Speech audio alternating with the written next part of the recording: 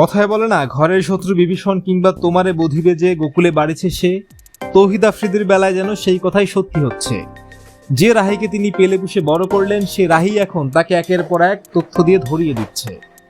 মুনিয়া হত্যাকাণ্ডের সঙ্গে তৌহিদ আফ্রিদি জড়িত, তার সঙ্গে সম্পর্কে নিয়ে একটা ধুন্ধুমার আলোচনা চলছে, মিডিয়ায় নিয়ে নানা রকম রিপোর্ট হচ্ছে। তার মাঝেই আর একটা বোমা ফাটিয়ে দিলেন রাহি।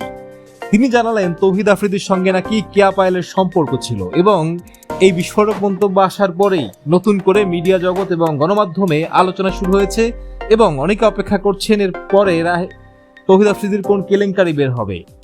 ডিবি হারুন থেকে শুরু করে ছাত্র আন্দোলন দমানো নানা রকম কেলেঙ্কারিতে তৌহিদ আফ্রিদি অলরেডি জড়িয়ে আছেন। তার পিতাও একটা বাটপার চোর, এটা নতুন করে বলার কিছু নেই। বিশেষ করে মাই টিভি দখল তার বিপক্ষে বিশাল অভিযোগ। মাই টিভি দখলেই শেষ না, তিনি মাই টিভিতে সাংবাদিক নিয়োগের নামে লাখ লাখ টাকা হাতিয়ে নিয়েছেন দেশ থেকে, এবং সেই লাখ লাখ মানে কোটি কোটিতে পরিণত হয়েছে।